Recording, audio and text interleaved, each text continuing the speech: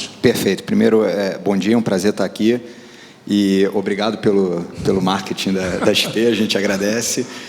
E antes de falar especificamente do mercado de capitais e da nossa atuação no mercado de capitais e como levantar recursos, né, nesse cenário de crise, eu, quando fui convidado para esse painel, né, eu pensei, eu sempre gosto de levar uma mensagem mais positiva. Está difícil nos últimos dias, a gente tem que ser criativo. E como o professor Carlos Rocha colocou bem, o cenário do Brasil, para as empresas, especialmente, com a rentabilidade abaixo do seu custo de capital, se você perpetua esse cenário, significa a extinção das empresas. Então, obviamente, isso precisa mudar de alguma forma. A questão é de que forma e em que velocidade. E eu acredito que a crise será, de fato, longa. Mas eu gostaria de fazer um link com o painel anterior, dando o próprio exemplo da XP, para aqueles que não conhecem, da nossa história. Por quê? Porque nós temos 2 fundos de Private Equity como investidores da XP. A XP é um case onde a General Atlantic e a Actis é um fundo de Londres, e a General Atlantic é um fundo dos Estados Unidos, investiram capital primário na XP, justamente para alavancar o nosso crescimento. E eu costumo dizer que crise é como aquele caractere chinês, né? O caractere chinês de crise, ele significa, um caractere é a crise, o outro significa oportunidade. Então, onde tem crise, também tem oportunidade. E eu acho que a gente sempre deve procurar olhar o copo meio cheio para buscar as oportunidades. Tem vários empresários aqui, aquele que fica reclamando que o câmbio está alto, que a taxa de juros está alta, são variáveis que nós não controlamos, então é perda de tempo, né? A gente tem que focar naquilo que a gente controla, esse o nosso mantra dentro da XP. A gente controla custo, a gente controla nossos processos, a gente controla as nossas vendas, os nossos clientes, a satisfação dos nossos clientes, o que a gente pode inovar.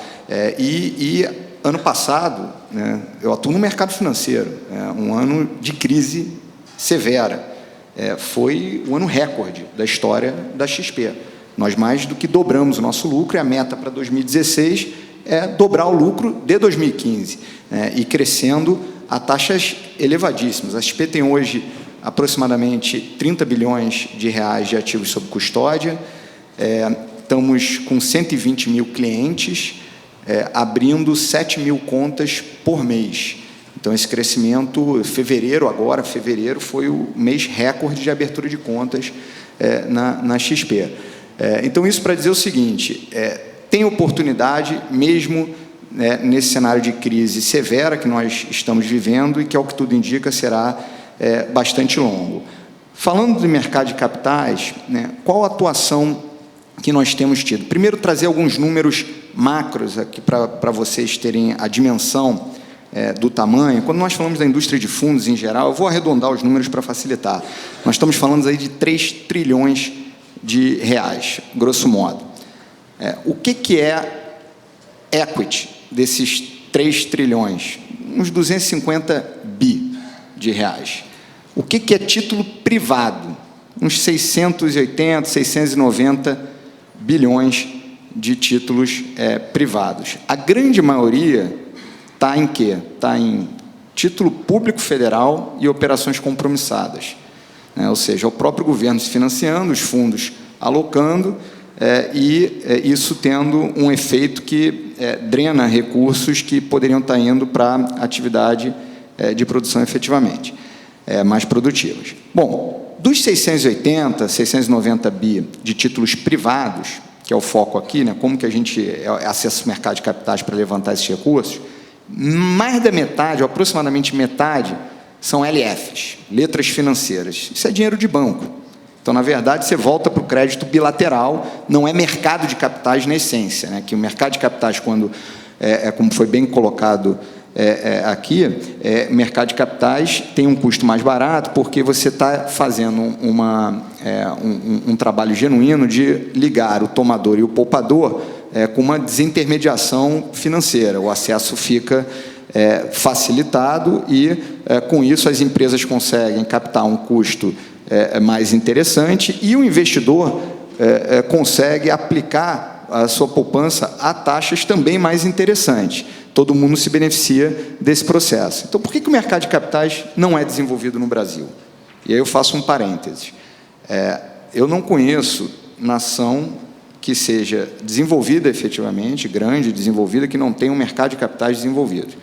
O Brasil não tem um mercado de capitais desenvolvido. Então, acho que um foco relevante é como fazer para desenvolver o mercado de capitais.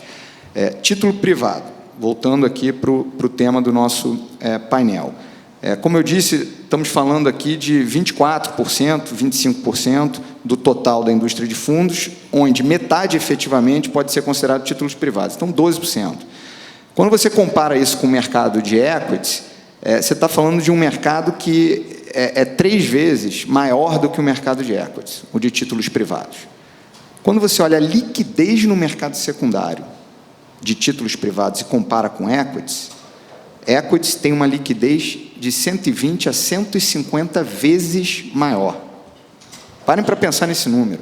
Um mercado que é 3 vezes menor, ele é 150 vezes mais líquido. Como é que pode isso?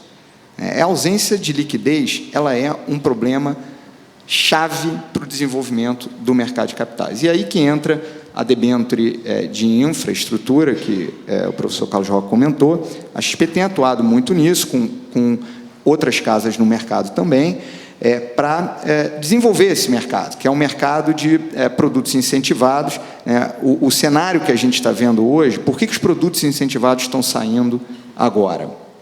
Porque o resto está fechado. Você pega o mercado de dívida tradicional, foi mostrado no gráfico ali, os bancos estão retraindo crédito, então o bilateral ele está comprometido. Você pega os investidores institucionais, fundos de pensão, eles estão investindo em NTN-B, título público federal, está mais de 7% no longo prazo, o passivo atuarial é de 4,5% a 6%, dependendo da fundação, com questão de lava-jato ainda. Deixa eu me resguardar, vou comprar um título público federal, não tenho o que explicar depois, não tem como dar errado, é risco Brasil e ponto final. Então, esse investidor também não está no mercado. As assets, como é o caso da Bram aqui presente, estão no mercado, mas muito seletivas, então não é qualquer papel que você traga para o mercado de capitais que as assets vão comprar, e estão exigindo um prêmio elevado diante do cenário que nós estamos vivendo. Então, quem que está sustentando esse mercado de capitais? A pessoa física, é o investidor que está buscando estruturas incentivadas, como são os casos dos CRIs para imobiliário, dos CRAs para agronegócio e das debêntures de infraestrutura para infraestrutura. E aí vale a criatividade para acessar esse mercado mesmo, e criatividade no bom sentido de você pensar fora da caixa. Então, às vezes, empresas menores que não teriam acesso a crédito, e nós já levamos emissões desse tipo para o mercado, e o mercado comprou.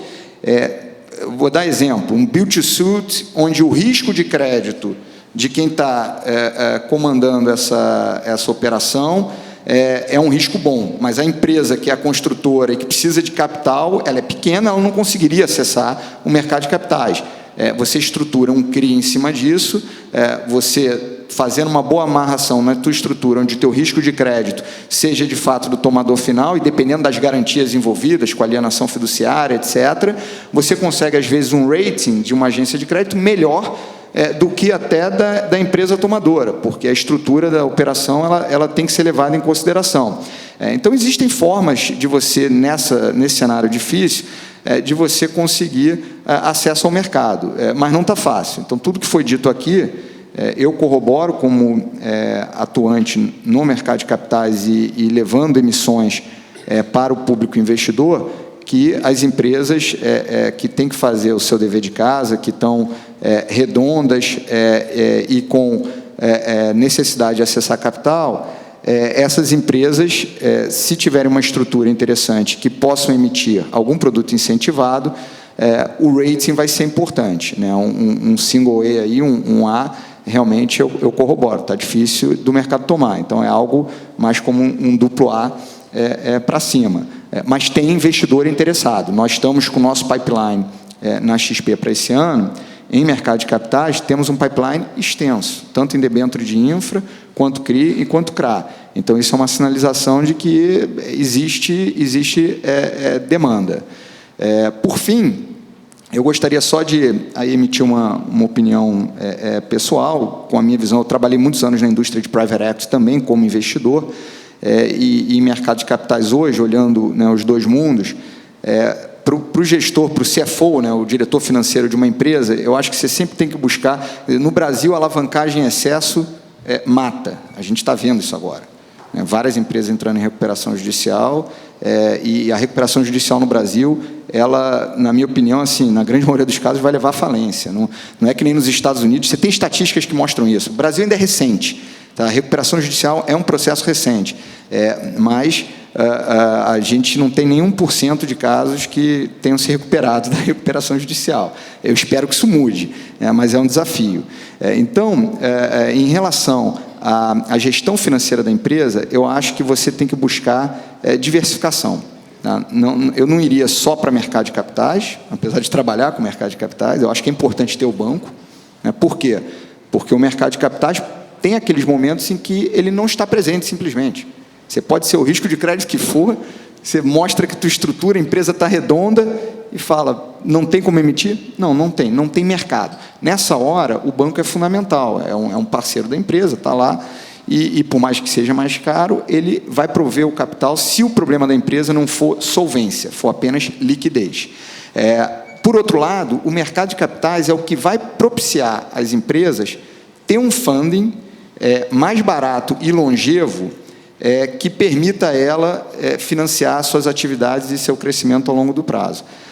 Para isso, eu volto a bater na tecla, o fundamental é liquidez. E liquidez está ligada a mercado secundário. O governo soltou, ano passado, eu sei que o meu tempo já está esgotado, mas esse ponto é importante fazer. A MP 694, que foi uma MP catastrófica do ponto de vista de mercado de capitais, porque você criava alíquota regressiva, por exemplo, para debênture de infraestrutura, e o que isso gera? Que o investidor compra o papel e espera 4 anos para poder vender esse papel, não ia ter liquidez nenhuma no mercado secundário, é um tiro no pé. Muito se fala no Brasil que não tem financiamento de longo prazo. Eu não acredito nisso. Eu acho que, quer dizer, não tem financiamento de longo prazo é um fato, mas a razão que as pessoas acreditam que faz com que o Brasil não tenha financiamento de longo prazo, e aí joga tudo nas costas do BNDES, a razão é que eu acho que está equivocada. O diagnóstico está errado. O diagnóstico é porque não tem liquidez no mercado secundário. A liquidez, algum americano que compra um título de 30 anos, alguém aqui acha que ele espera segurar esse título por 30 anos? Não necessariamente. Ele compra o título de 30 anos porque ele tem liquidez no mês seguinte, no ano seguinte, se ele precisar daquela liquidez. É um play de duration, é uma aposta de duration e taxa. Tem ativo mais longevo do que ação? Qual é o prazo de uma ação? É indeterminado. O Brasil não emite ações? 2007 não foi o ano dourado dos IPOs? Por que os investidores compraram?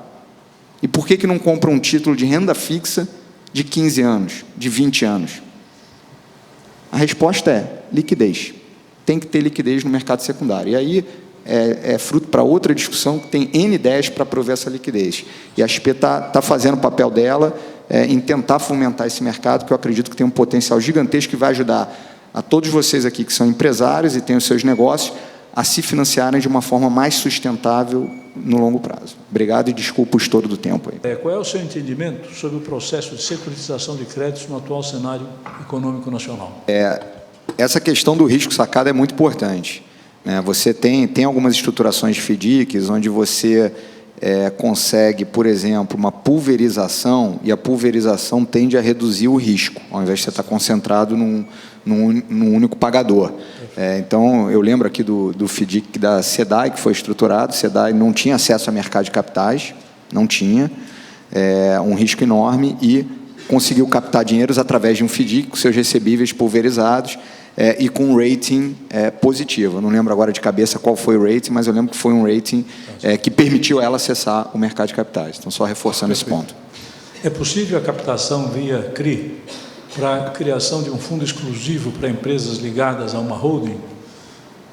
Quem é que quer falar sobre isso? Vamos lá. É possível a captação para CRI?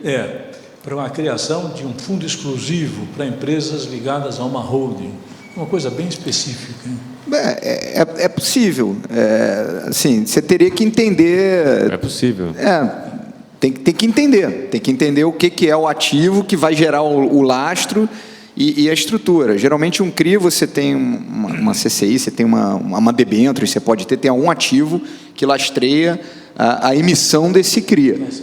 Mas aí só entrando no detalhe específico da operação, aí tem que estar a turma de estruturação envolvida. Aí você pode estruturar o CRI. O CRI é a forma de fazer a captação. Depois, o resultado dos recursos, ele pode fazer uma outra estrutura, que é o fundo. Não tem problema. O mundo de operações estruturadas, ele é um universo, tá? Então é difícil é muito caso a caso. Só para fazer um parênteses aqui, a gente emitiu na XP uma oferta de um CRA, por exemplo, para Júlio Simões e para Burger King.